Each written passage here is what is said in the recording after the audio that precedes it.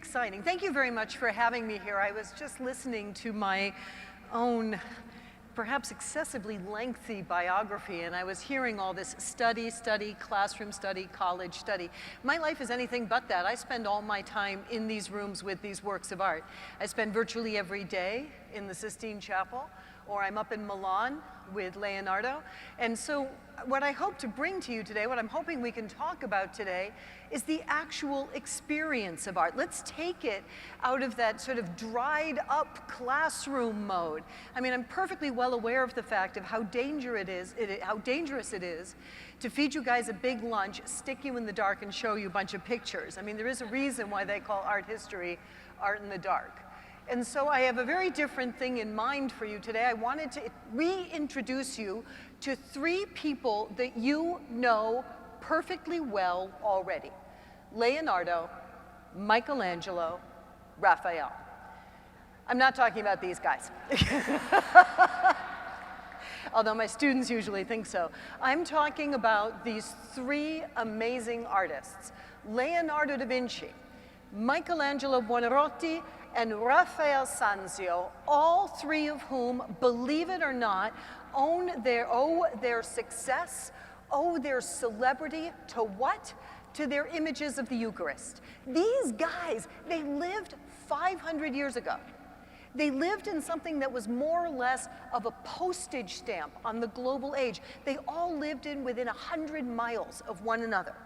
And yet the three of them, with these three images, Leonardo's Last Supper, Michelangelo's Pieta, and Raphael's Disputation, in the space of 25 years, which is the amount of time it took from cell phones to go from this to this, in the space of 25 years, these three men completely revolutionized the way that we understand, visualize, and imagine the Eucharist. They were one of the greatest helps in the history of art, in the history of communication, for helping people to understand the mystery, the real presence, the magnificence, the preciousness of the Eucharist. So, getting started, let's start with Leonardo. Leonardo died 500 years ago this year. So 2019 has been a celebration of the 500th anniversary of the death of this incredibly important Renaissance artist. And yet, if any of you have heard anything about him, what have you been hearing about? Leonardo the atheist, Leonardo the activist, Leonardo the ecologist, Leonardo, everything but Leonardo the Christian. And yet, what is the work of art that made him the most famous? It is not the Mona Lisa. Nobody even saw the Mona Lisa until after he was dead. He never delivered it, but neither that. I'm not going to get on that fit today. What made him famous was the painting he did of the Last Supper, 1495 to 1497. And what's amazing about this work is, if you think about it, the amount of time in these 500 years, this work has become so iconic that it's almost been overexposed, right? How many times do we see the Last Supper in one way or another trivialized? So, for example, it can be an image for dog activism. This is an ad in Italy to not leave your dogs alone during the summer. Or you can have Birkenstocks, so sandals like the apostles. Or this one was actually kind of clever, the Last Supper after dinner mints. That's not a bad idea.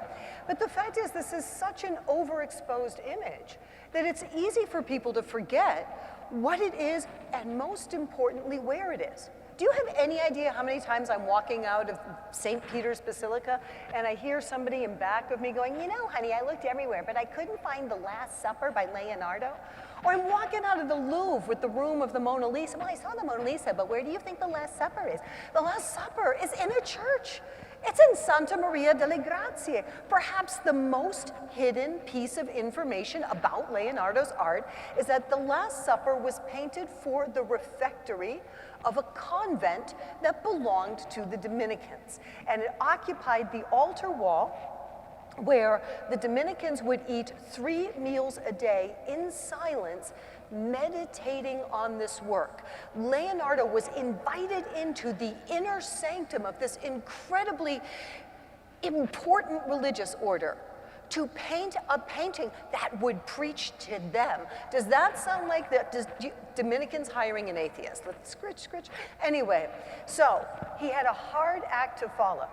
The Last Supper was actually a very popular subject matter in refectories. Everybody did them. And the very first one in the history of art was done in Florence. It was done in the Franciscan Church of Santa Maria Novella, Santa Croce. It was done in 1366, and you can already see, this is going to be a little bit of an art history lesson, but I promise it'll be painless. There's a typical way of making the Last Supper. You're putting it on the wall of a dining room. So you put the apostles along the wall of the dining room. You're sitting over here, the apostles are sitting over there, and in Te Deo Gaudium, they're all kind of just sitting along. We have always a very important group at the center, where you see Judas, always seated on your side. This is going to be a constant, with one exception. Judas always sits on your side of the table. Why is that? Just in case you're watching that story and you have any funny ideas, like, oh, I think I was like Peter. Oh, I must have been like Matthew. I would have been like Matthew. No, you're not. You're Judas. And so it makes it very clear by putting Judas on our side of the table. The other thing you see is that most of the artists are interested in the line, one of you will betray me. So as we look along here, we'll see, for example, Judas and Jesus. Jesus is taking the bread, the sop he's going to put in with Judas. This one was done more or less the year Leonardo was born. It was 2 years before he was born. This was also in Florence. And here, once again, you see the apostles who aren't really having much of a reaction to anything. What's happening in this scene? Are they having a chit-chat? Is someone saying, why did you eat all the rabbit or whatever it was they were having for dinner? You see one contemplating. And then that central group where they work around the problem of sleeping Judas, Peter, Jesus, sleeping John, Judas, and Peter, who muscles in on the scene. Then you have an interesting one. 2 years before Leonardo da Vinci moved to Milan, where he would make his own Last Supper, his arch rival, Domenico Ghirlandaio, got a really nice job to paint a Last Supper for the Church of Ogni Santi in Florence. They had trained in the same studio. They had all the same tricks. And so in the version done by Ghirlandaio, you see something a little bit more interesting happening here in this central group. We see Jesus beginning to bless the bread. There's a beginning of an idea of going from the moment betrayal to the moment of the institution of the Eucharist. You can still see Judas, still on your side of the table, still holding his money bag, and then you have sad little James sitting on the other side looking sad. The figures don't really work together though. And then you have one very important one. This, in all honesty, I have actually seen people do this. This is in the Sistine Chapel. So I've actually watched people look at that painting, realize it's the Last Supper, and then be convinced it was by Leonardo da Vinci. Like, look, there's a Leonardo da Vinci. Like, no, that's not, oh, never mind. And so the painting by Cosimo Rosselli in the Sistine Chapel is one that shows something that looks much more like the institution of the Eucharist. Look in front of Jesus. Look in front, he's got the bread and he's got a chalice and his hands raised in blessing.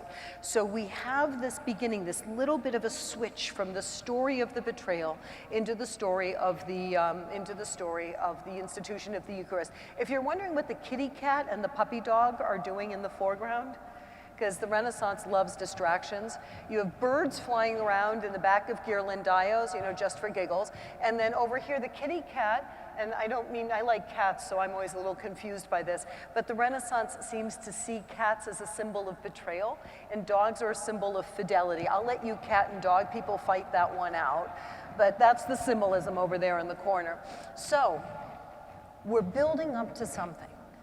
And Leonardo moves to Milan He has seen every one, except perhaps not the Sistine Chapel one. He has seen every one of these paintings. And now he's going to Milan. And now the Duke of Milan, who personally eats with the Dominicans in that refectory, has asked Leonardo to represent a Last Supper after it's been done for 150 years, and he's got to come up with something new, something wonderful, something amazing. And he does. Leonardo's Last Supper is a triumph in the history of art. And when we talk about it in art history, art historians talk about the psychology. They talk about the perspective. But what they don't do is put all of this together in the most amazing scene that draws together at one moment the betrayal of Judas, and at the same time, Jesus, who prepares to institute the Eucharist, not merely by blessing the bread and the wine, but preparing to offer himself up in sacrifice. So how do we see this? So let's take a good look at this painting. In the center, you see the image of Christ. Everything Leonardo does in the painting is to make sure you always notice Jesus. I could ask a whole bunch of rhetorical questions, make you all feel like you're in school again, but let's just make it easy. There's a big window in back of Jesus. That light draws your eye to Jesus. He's in front of a big rectangular window. There are 3 windows. It makes a center. Jesus is in the center. You know what else is special about Jesus? Look how he's made as a triangle.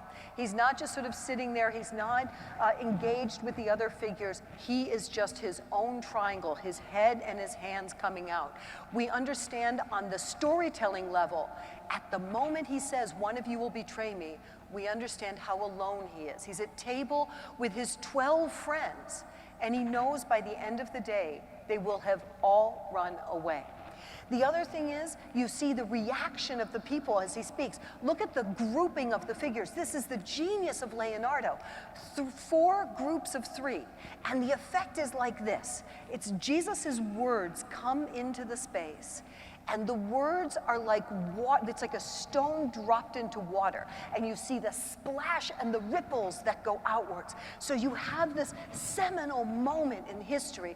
Jesus has said these words, "One of you will betray me." The splash of the apostles. You have John, Peter, and Judas, who are on the left.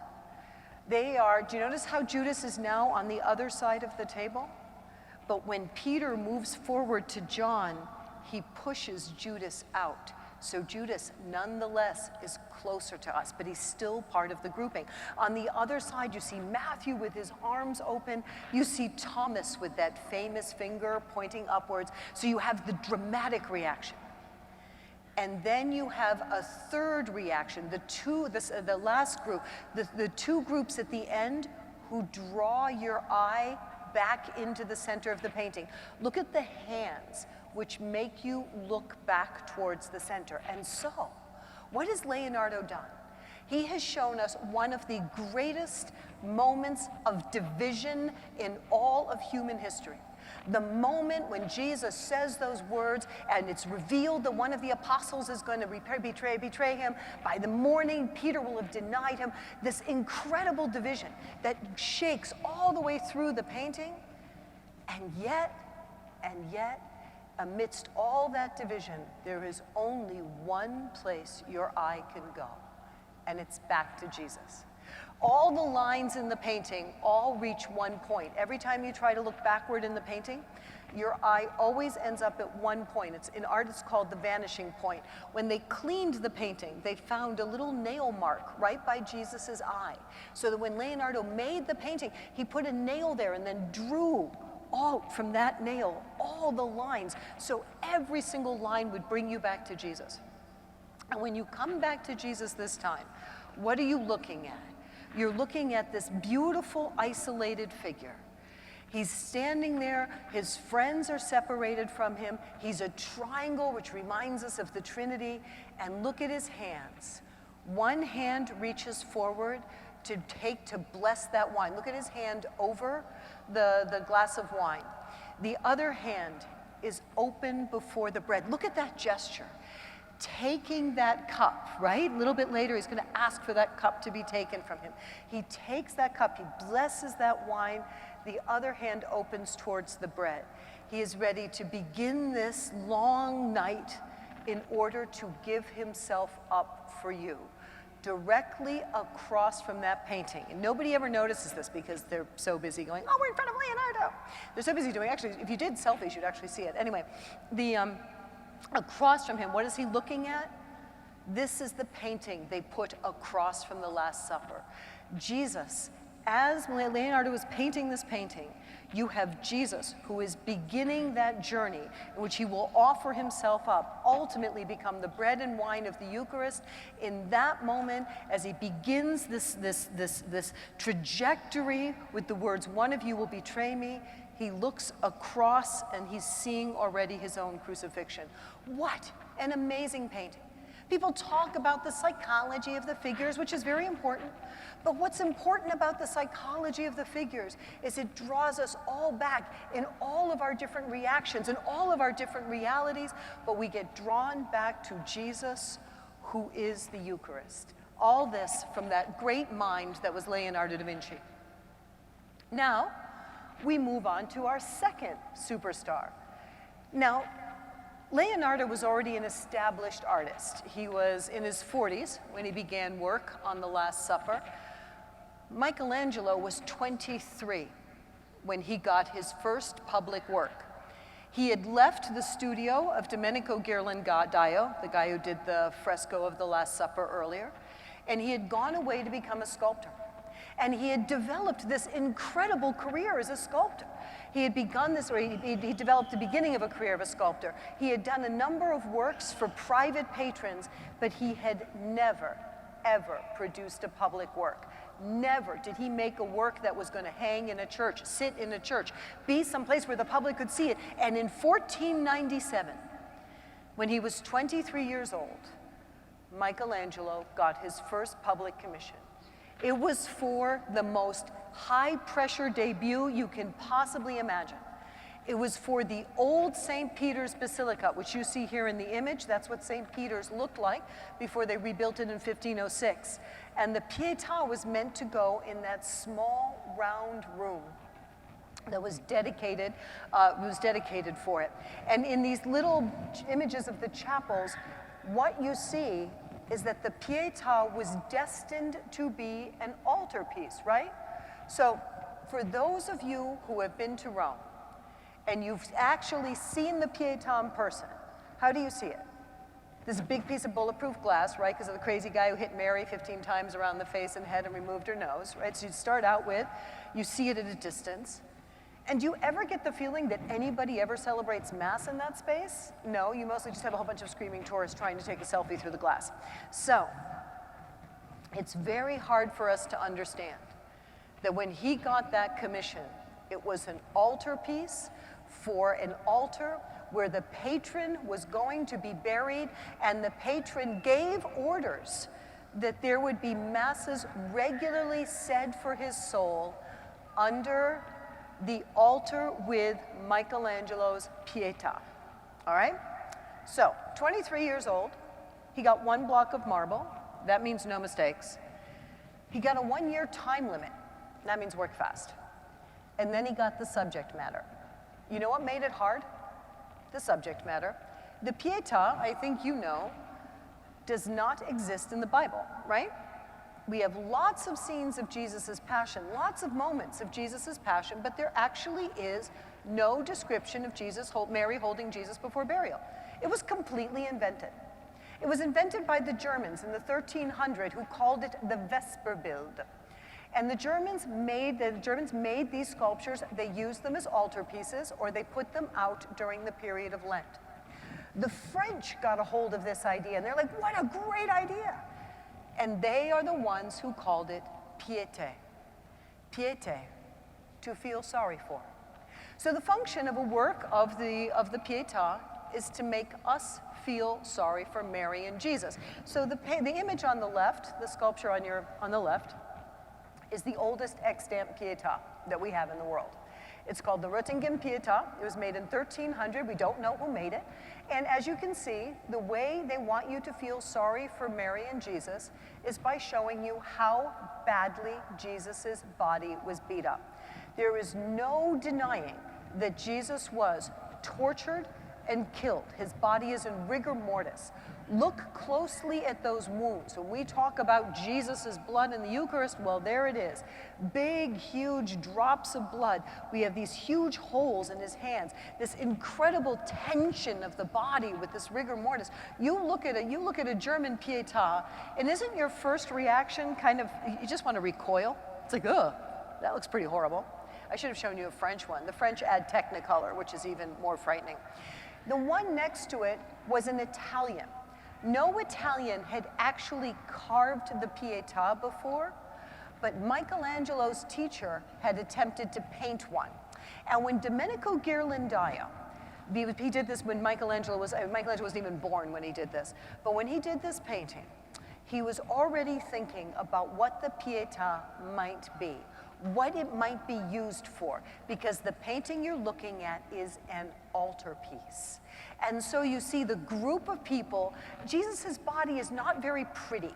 It's kind of all bunched up together. But look where the body is. It's placed down at the bottom of the painting.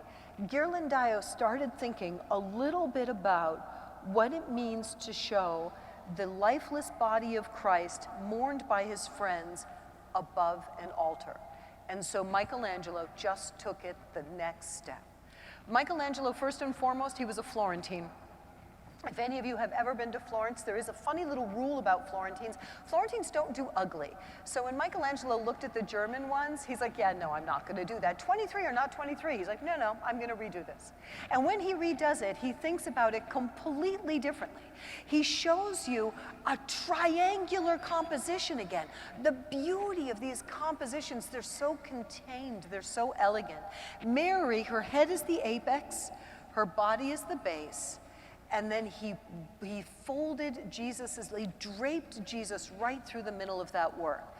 And look at that body. Look how beautiful that body is. It's the exact opposite of what the Germans are showing you. It's not emaciated, it's not tortured, the wounds are almost invisible. The body is so beautiful. It's the body that Michelangelo sees when he studied the sculptures of the Greek gods with this articulation, with this perfect proportion. Everything about it seems perfect at first glance.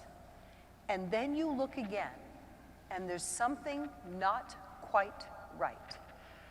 Instead of being the body of an immortal Greek god standing there posing for you to worship him, Michelangelo looked at a dead body. Yes, Michelangelo was interested in studying human beings. Yes, he was a scientist who dissected bodies. What did he use that for? To give us the poignant touches of a lifeless man on the body of a Greek god. So he brought together two things, the study of antiquity and the study of humanity, and he put it together for the most unforgettable image of Jesus we've got. You have Mary's hand underneath the shoulder, and the way the shoulder bunches up under the ear, right?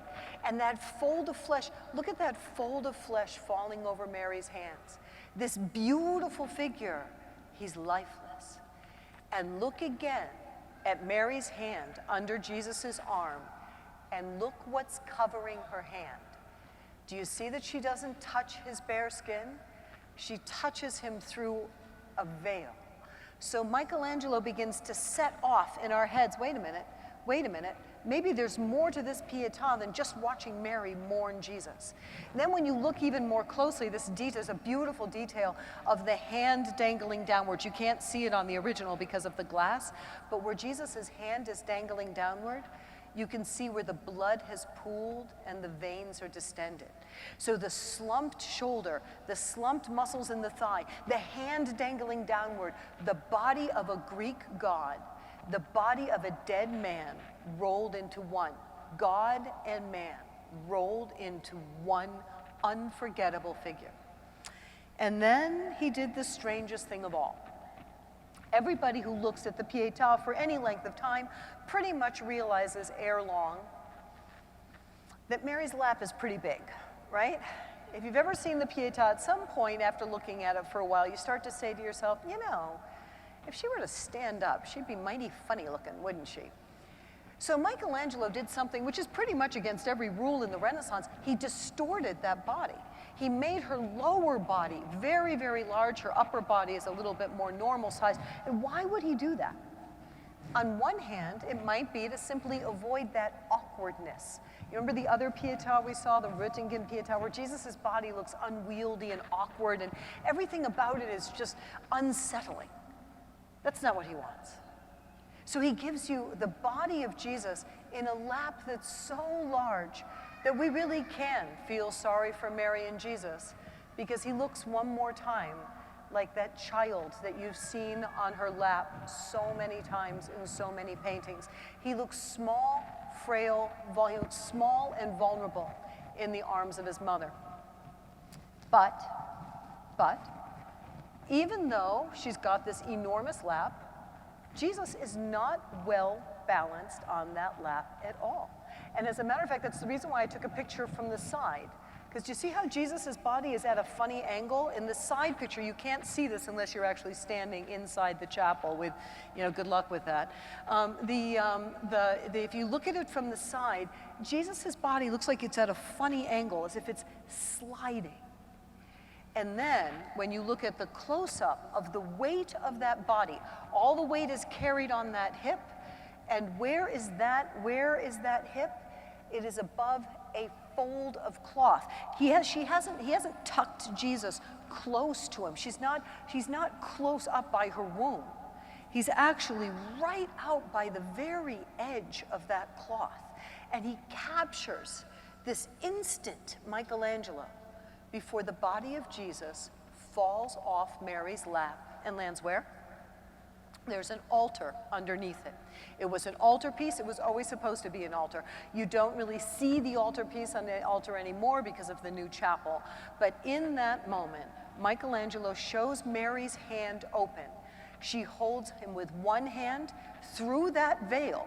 The other hand doesn't touch him, but opens in that same gesture that you just saw Jesus making. In Leonardo da Vinci's Last Supper, Mary holds Jesus, she offers Jesus, and the body is ready to slump off onto the altar below at the moment when we would expect the priest celebrating Mass at the altar to lift the host in consecration under that beautiful shining white body. Look at the way Michelangelo polished that body. Everybody who goes to that chapel notices the body of Jesus is polished to a reflective surface. The drapery of Mary is dark and shadowy, but the body of Christ is shining and luminous. And this, as the priest lifted the host at consecration and said those words, "This is my body, which will be given up for you," what did you see? You saw the shining white disc of the host. You saw the shining white body of Christ. You saw Mary emerging from the shadows of the niche, bringing Mary the church, bringing that body to the sacrifice. Michelangelo, 25 years old, he broke the barrier of space and time with that work so that the work of art would come out of its space and come into our space of the Mass. And it would evoke the representation of Jesus' sacrifice on the altar as it was taking place. So again, the breakout work of this genius owes everything to his thinking about the Eucharist. And that brings me to his arch rival, the 25-year-old Raphael. So Raphael shows up in Rome about 9 years later, and he's a young painter. He's considered the Leonardo da Vinci. He's the new Leonardo. And Raphael comes to Rome and gets a really great job. We're looking at Raphael's breakout work too. If Michelangelo was 25 years old when he unveiled the Pieta, Raphael was 25 years old when he got the job that would make him Raphael. The reason why that man gets to be a Ninja Turtle, even though he's not really from Florence, is because of the painting he did in the Stanza della Segnatura. These are the apartments of Pope Julius II. So again, a space which is going to be the heart of the papal apartments. Julius II della Rovere, Pope from 1503 to 1513, the Pope who gave us the new St. Peter's Basilica. Every single one of you knows that building. The man who got that started was Julius II. The Sistine Chapel ceiling, that's the brainchild of Julius II, who hired Michelangelo to go paint the ceiling. And at the same time, he hired the 25-year-old Raphael to paint his throne room. This incredible producer who makes the producers of the Marvel Universe look Little League put together a team of artists that would leave us works of art that we still speak to our age today. And so, Raphael was painting for his throne room. Julius would have been seated where I put him. He would have been seated, and that's a painting, a portrait of Julius by Raphael. He would have been seated between two paintings in the room. And then on one side, there is the painting that is called the Disputation. That's the painting you see to his left. And then on the other side is the more famous painting, the School of Athens, that everybody thinks is so important, and the most important painting because it's obviously all about pagan stuff. So again, even Raphael kind of gets co-opted as the artist who wasn't really interested in Christian stuff. He was a genius because he brought back the pagan stuff, and again, it is wrong. That is not why we know Raphael. That's not why Raphael catapulted to fame. It's because of this painting he did based on Leonardo da Vinci's Last Supper. When he started to orchestrate a painting that would illustrate theology, the theme of the room that Raphael was painting were 4 basic concepts about wisdom and understanding. One wall is philosophy, one wall is law, one wall is arts, and the wall that we are interested in is theology. And that painting focused entirely around the Eucharist. And the same way that Leonardo created a painting where Jesus is at the center and you see the figures roll out and come back towards the center, Leonardo did it with 13 figures, Raphael did it with 60. He took the entire history of the Bible, the prophets at the top, the church fathers on the bottom, every great character who has had something to do with the Eucharist was all in the most amazing Eucharistic group picture. You guys are going to make a great group picture at the end of this day, but guys, when you get Gregory the Great and Ambrose and Augustine and the apostles and Moses all in one image, that's pretty impressive. And so Raphael constructed this painting, 60 figures, in which the very heart of the painting would be the Eucharist on the lower part, and then in the center, the Holy Spirit, and at the top, the risen Christ. And so here you have the way he moves your figures. He is to move your eye. It's not supposed to be a group picture like the ones you have in high school, like your office picture, everybody kind of stands like this. Raphael needs to show a dynamic church, like what I have been seeing all day here. A dynamic church in movement, people running around, living out their lives, doing their things, making their contribution. And Raphael, in his microcosm of 60 figures, needed to create that movement. So he looked back at the master Leonardo, and he started out with these figures on the far left-hand side. This guy on the far left who is holding a book, he's trying to distract you. Don't bother with that stuff, he says. Don't bother paying attention to them. Hey, read my book. Some people like to call him blind heresy. I like to call him Dan Brown. There's one guy.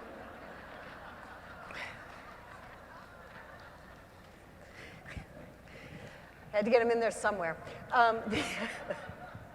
The other man looks at the book, but with his body, he already leads your eye to the blonde man. The blonde man is the Pope's nephew. If you see him in the room, be nice to him. Then he has a next series of figures.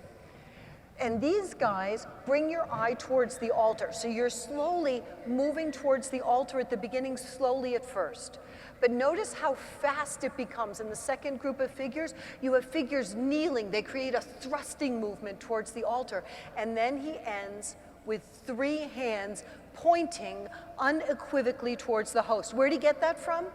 He got that from Leonardo's good old Last Supper, which Raphael readapted, reimagined, reinvented to create even more powerful and overt image of the Eucharist. In the center, you have Leonardo was incapable of making a painting without somebody going like this. And then you have that final figure on the opposite side who draws your eye up. So you move through the church militant. You get to the host, and then your eye goes up, because it is in that host that we get that direct line from the host through that central disc of the Holy Spirit, the Gospels that surround him on all sides, and then the resurrected Christ seated with his hands raised, showing you those wounds, the body that he has given up for you. And so my real point here, on one hand, was to take you on a little tour of some of the greatest works of art we have in the world. Works of art that are really intended, that are seen every day as kind of tourist attractions. Getting tickets for actually anything, getting tickets to the Last Supper is something akin to impossible. It's almost impossible to imagine that space as a church space now that it's been separated from the church and turned into a museum. Raphael's painting, once across from, it is still painted directly across from the image of philosophy, created the most extraordinary dialogue. The 2 figures on the opposite side of the room are Plato and Aristotle. So Plato points upwards because he's interested in the abstract. Aristotle points forwards because he's interested in nature. He's interested in the physical world. But Aristotle's hand looks straight across towards the Eucharist. And so where does it come together? Heaven and the natural world, it comes together in the Eucharist, directly across. The painting by Raphael has been named the Disputation, one of the silliest cases of misnaming I can possibly imagine. So this would be a disputation over the Eucharist. So who is it who's disputing the Eucharist among the church fathers? Is it Gregory the Great saying, no, I'm not quite sure? Is it St. Augustine? I mean, Jerome? Which one? So that's a silly name, just like the School of Athens for the painting across from it. And it loses the focus of what those 2 paintings were. Raphael painted those 2 paintings directly across from each other.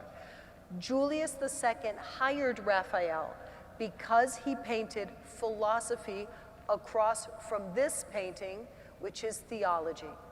And while Plato and Aristotle may be 2 beautiful figures, they are walking forward. They are coming towards you. Whereas in Raphael's painting, in the painting of theology, all the figures come towards the center of the Eucharist. So the movement of all of us processing towards the Eucharist. But once we get there, time stops and we move up into the heavens, the mystic body of Christ, the church triumphant, every line, philosophy, art, law, everything in that room draws to one thing, the Eucharist and our access through the Eucharist of eternity, the church triumphant.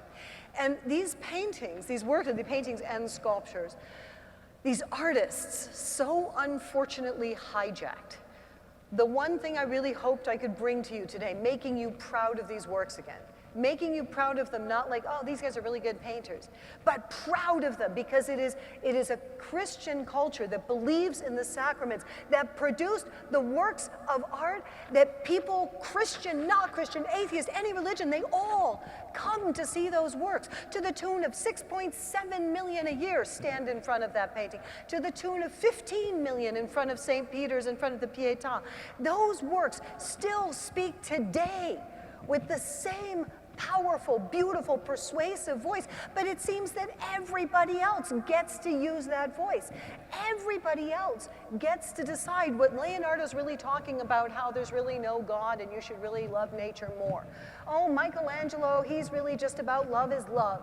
Every single one of these artists, they've been hijacked to use this incredible talent which was originally meant to talk about the greatness of the Lord, particularly in the Eucharist, and it gets used for everything else. And so my invitation to you, all of you, as part of things we can do to bring back, to celebrate a culture that has produced such beauty, is to take pride in these artists and to take pride in the fact that the world's greatest works of art were made for this sacrament that you celebrate so beautifully in this Congress. Thank you.